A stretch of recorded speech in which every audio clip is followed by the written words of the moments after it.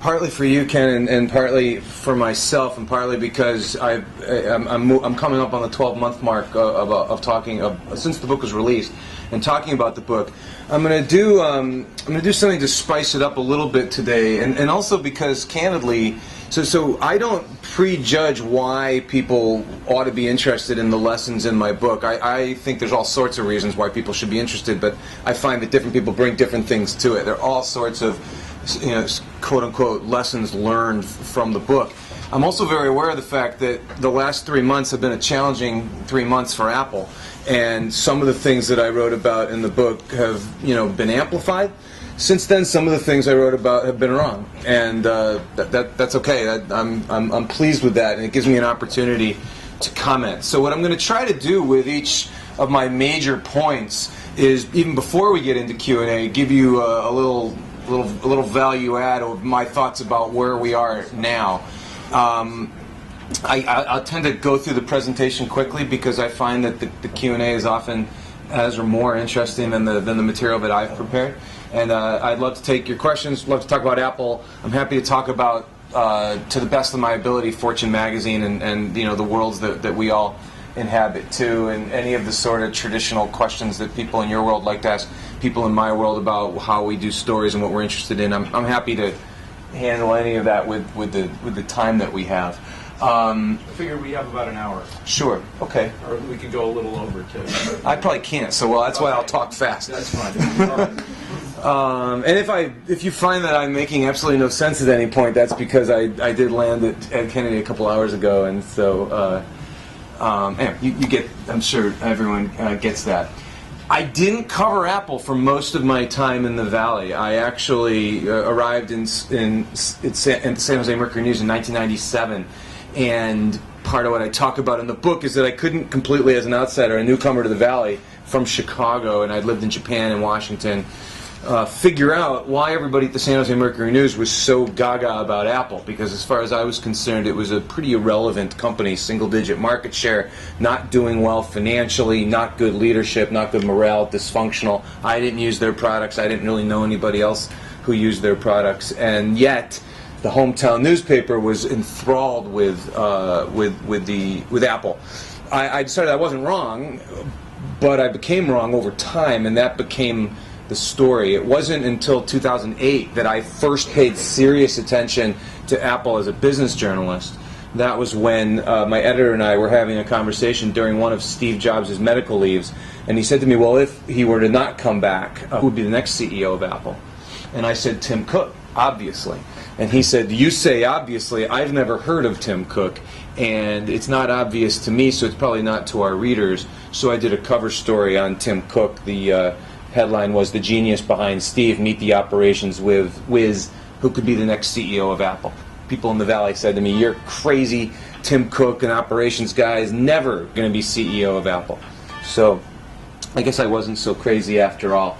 I did a feature story when we named, I've put up with worse than that.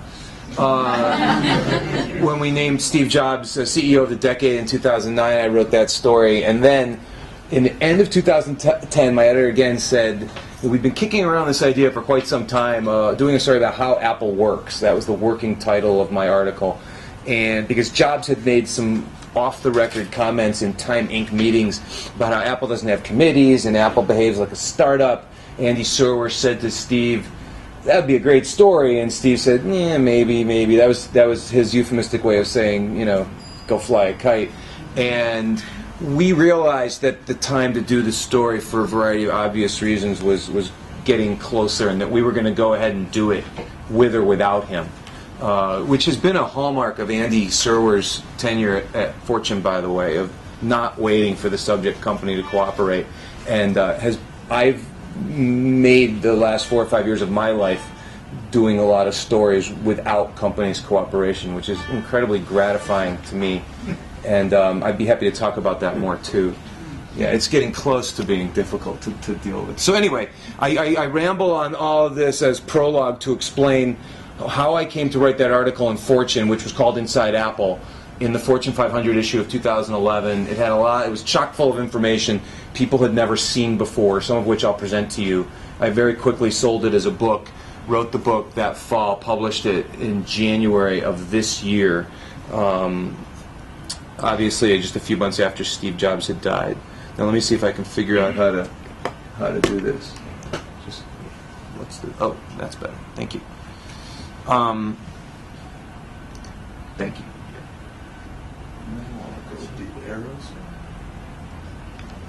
There we go. I'd like to remind people.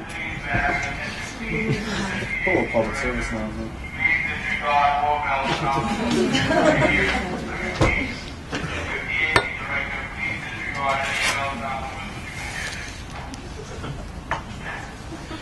I like to remind people of where I started with my comments to you, that in 1997, Apple was a completely different company. 97 being the year that Steve Jobs came back to the company. I find it's difficult for us to get our heads around this in 2012, when Apple's the most valuable company in the world. That in 97, as I said, single-digit market share, a bunch of fairly crappy products. Steve Jobs would often say later that the company was 90 days from insolvency. That was the year also that Apple accepted what was then a humiliating $150 million investment from Microsoft. It was the year that Apple fired Gil Amelio, and the year that Steve Jobs sort of insinuated his way back into the company rather than simply being named CEO.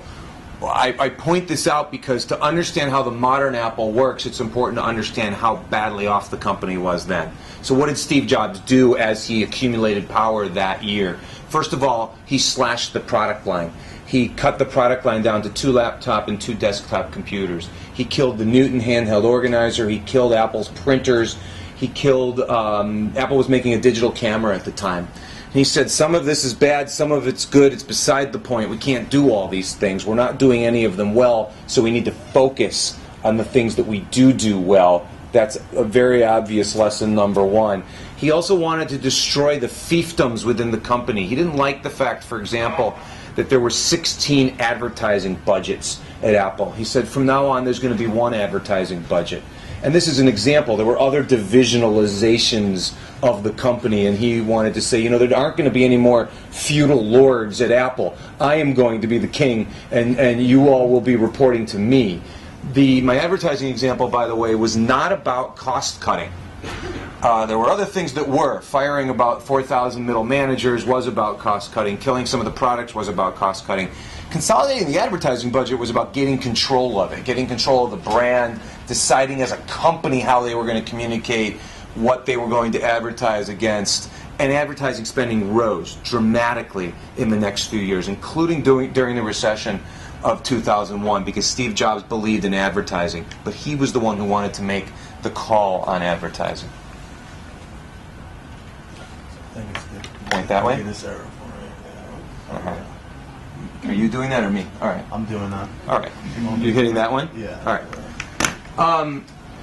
One of my themes is the fact that Apple breaks a lot of other people's rules of business. So the modern teaching in the business world is that good leaders should delegate. They should let their people make their own decisions, make their own mistakes, and then judge them on their success or their failure. That was not Steve Jobs' way at Apple. Steve Jobs micromanaged his people. His people micromanaged their people. Steve Jobs micromanaged their people as well. He micromanaged everything. My favorite anecdote from the book is the exchange that he had with a mid-level marketing executive whose job was to write the email that goes out at the same time that products are launched. And you've all seen these emails. I see the emails. These emails were important to Steve Jobs, and he wanted to read them. And in the instance that I described, he went back and forth with this executive 15, 16, 17 times over not just the content of the email and the wording of the email, but the punctuation in the email, including down to whether or not a comma or a semicolon was the most appropriate punctuation. I looked at the example this person told me about. I can't remember if I took the side of the comma or the semicolon, but I decided that Steve Jobs was wrong. And it obviously didn't matter. The point was the CEO cared about that level of detail. I promised I was going to try to pause at each instance. It takes a very special individual to micromanage a company the size of Apple. And Steve Jobs, by and large, especially while he was healthy, pulled it off. So I'll ask you to think in the back of your mind, can anyone pull that off? And is Tim Cook pulling off micromanaging Apple, or should he even be doing it? These are some open-ended questions. There's been a lot of conversation since my book came out about how secretive Apple is. My gag line is that every company keeps secrets, but at Apple, everything is a secret. Now, why are they so secretive? Jobs was annoyed at what a leaky ship Apple was in the 80s and the 90s, and he wanted to make sure that products didn't get out before they were ready, and because he was a man of principle and a man of religious beliefs, and I don't mean organized religion because he didn't have any patience for that, but he believed that if secrecy was important, then secrecy was important everywhere, not just in one part of the company. So it became a cultural aspect of the company. This is an example of an actual T-shirt that you could have bought at the company store in Cupertino. If you don't know about this, at One Infinite Loop, there's something called the company store. It's open to the public. Anyone can go in there. They don't sell computers. They sell tchotchkes like this. The last time I was there were 3 big buses full of Chinese tourists pulled up in front of the Apple store. Anyway, for those of you whose vision isn't good enough, it says, I visited the Apple campus, but that's all I'm allowed to say. It is evidence that I found during the research of my book that Apple has a sense of humor about its corporate secrecy. It's the only instance I found about Apple having a sense of humor of itself. This is a serious company. The company has a culture of fear around this secrecy. People at every level of the organization understand how important it is to not divulge the company's secrets. It's a lesson learned on day one, when, as part of your new employee orientation, you attend a security briefing with a security officer who says, to put it to you quickly, if you divulge the company's secrets, you'll be fired. And by the way, if we can prove how much money your poorly chosen words cost the company, we'll sue you too. And I remind you, this is on your first day as an Apple employee.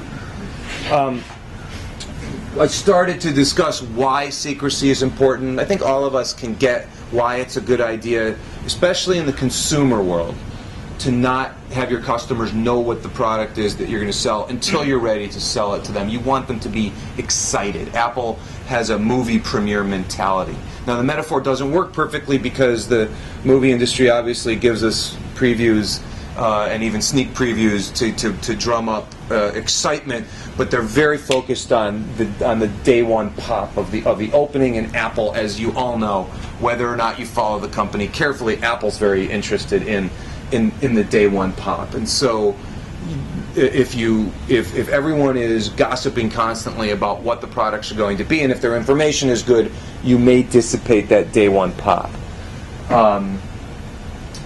Secrecy also helps to focus the company internally. I liken Apple employees to a horse fitted with blinders. As an Apple employee, you don't look left, you don't look right, you charge forward. So I'll take a half a step back and repeat this for emphasis. Everyone can understand why a company doesn't divulge its secrets to the outside world, especially to competitors. The critical difference at Apple is that Apple keeps secrets from Apple people. So if you and I are not on the same team at Apple, then your business is none of my business and my business is none of your business. There is not the type of thing with what you're doing this morning where everybody in the company sits around and shares with each other the projects that they're working on. I assume so that you can help each other out and be knowledgeable about what it is that you're doing. That is not the Apple way. So for example, you don't sit at lunch and talk to your peers from other parts of the company. Remember, in my world, in the Valley, this is exactly why Google says it gives out so much free food, because it wants people to come and meet each other in the cafes and have perhaps some serendipitous learning. Apple says just the opposite. Don't talk to anybody about what you're doing. Now, a couple of pauses that I promised. One, it's fairly obvious Apple is getting worse than ever at keeping its secrets. They have not been successful in hiding what the new thing that has been coming for the last couple years or so. Caveat on that, they haven't come out with anything big, really big, in the last couple years or so, not since the first iPad in 2010. So, definitely the secrecy walls are breaking down, but let's withhold our judgment on that until the next truly big thing. We can talk about what that next truly big thing may or may not be in a second. Secondly, I want to poke holes in my own thesis, so I've spent a lot of time trying to explain Apple's secrecy. I have a theory that I haven't been able to confirm because Apple's so secretive that they won't discuss it with me, that secrecy is at the center of this mapping fiasco. It boggles my mind that the company, so remember, thousands and thousands of developers and others who were willing to pay $99 for the SDK, the software developers kit, for the iOS 6, were going around playing with iOS 6 in the months leading up to the release of the iPhone 5. In other words, if they used the mapping function, they knew it was bad. So if they knew it was bad, how come Tim Cook didn't know it was bad? How come Scott Forstall didn't know it was bad? Or was it worse? Did they know and did they assume they would fix it and nobody told them that that it wasn't fixable? Again, I don't know the answers to these questions, but in a different company, it would have been so pervasively known that the product was inferior because the other companies would have been more, let's say, generous with their beta testing, that at least that wouldn't have happened. Again, I raise these as questions because we're analyzing a race car moving down the speedway right now, and I don't presume to know exactly what the race car looks like at this very second. A little more on secrecy. I describe Apple as the ultimate need-to-know culture. There's physical aspects to this. Walls go up where they didn't exist before. Your security badge doesn't get you in every door in the company. It only gets you in the doors that you have permission to get into. The carpenters may come one day and replace transparent glass with frosted glass. What you understand as an employee who doesn't have access to the other side of that frosted glass is that you're not involved with that project that's happening on the other side of the frosted glass. And that's the culture of Apple. Apple has made detail orientation cool again, I think. Apple sweats the details. The old example of this is, and it's become legendary, but is probably true, is that Jobs would pester people in the middle of the night in the early days of the Macintosh to talk about the makeup of the screws on the inside of the original Macintosh. He was obsessed with the screws on the inside. I think Walter Isaacson had an anecdote in his book likening this to, whether it was from Jobs or not, to Tom Sawyer wanting to be sure to paint the back of the fence as well as the front of the fence. It's a question of quality control. The example I write about is a case study that Apple actually teaches to its employees having to do with the attention to detail in its cardboard packaging. And the example has to do with the early days of the iPod when a package designer holed up in one of these secure private rooms that I mentioned to you, looking at prototypes of boxes with their, specific mission being that little piece of transparent tape with a yellow arrow on it, and making sure that the placement of that piece of tape was just right so that when the customer opened the box, that the box opened correctly. And so this packaging designer spent some matter of weeks opening and closing and opening and closing hundreds of boxes for iPods. Now this is an old example, but you can imagine how they've carried that on.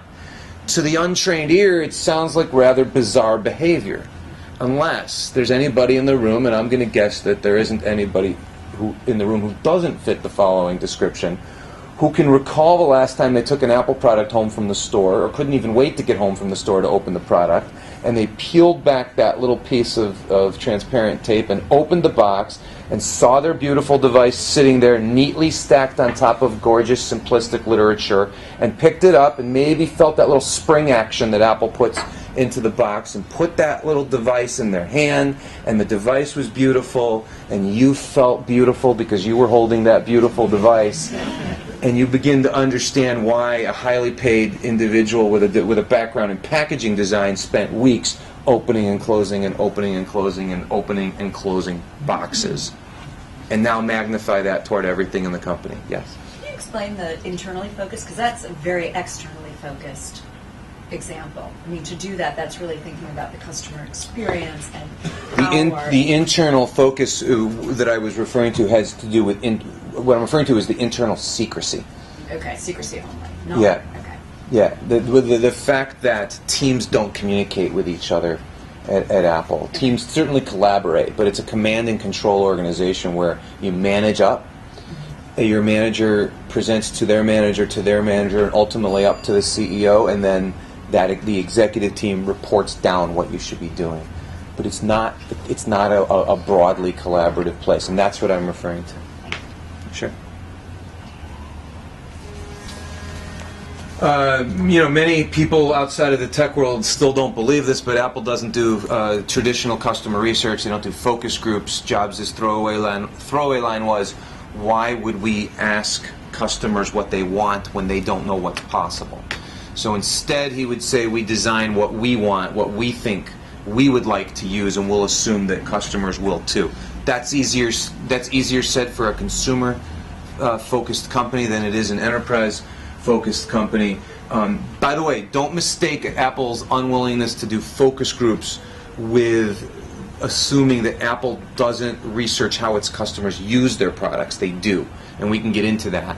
And just for fun, I like to show the Apple faithful standing in line at the 24/7 Apple Store on Fifth Avenue here in New York in the rain, waiting for whatever the latest thing that, at least when this photo was taken, Steve Jobs had decided that they wanted. One of Steve Jobs' core principles, and a principle that Tim Cook has repeated frequently since becoming CEO, is that it's more important to say no than it is to say yes. Jobs would say, even to say yes to good projects. Why? Because we can't do that many things at once. Now, he was talking about Apple, this giant, rich, talented company. He felt that even Apple was resource constrained by having enough people, by having enough brain power to do too many things. He also remembered the time when Apple did too many things and didn't do enough of them well. I found that this one lesson, it's important to say no more than it is to say yes, resonates at every level of people that I've spoken to over the last year. It resonates for big companies who are doing too many things. It resonates with entrepreneurs who understand, we got one shot at this, so let's get one good idea and do it really well. And candidly, it resonated with me because I'm a multitasker. I'm constantly doing many things, and it occurred to me during my research, Apple people, because of policy and because of design, are not multitaskers. They are not out attending industry conferences. They're not giving speeches. They're not sitting on cross-functional committees and helping somebody else out from a different part of the company.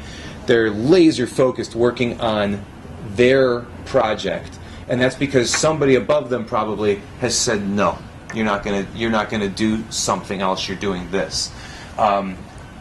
One fun way of illustrating the point is to show the out-of-box experience on a PC, and then uncharitably next to the out-of-box experience on an iMac. Of course, if you turn the screen and you put up a PC screen out of retail, you'd see another uncharitable comparison, which is what the iMac screen looks like when you turn it on versus what the PC screen looks like when you turn it on. The PC screen has all these come-ons from various subscription services that the manufacturer put there to boost the margin a little bit. Steve Jobs referred to that as crapware. And Apple has many issues, and we can talk about some of them. One of them, historically, was not insulting its customers within the first 20 minutes of using their product. And as I hear myself say that line, I've said many times, I so badly want to know what the hell happened with Maps, because that insulted their customer within 20 minutes of using it. It's very un-Apple-like. Yeah, please.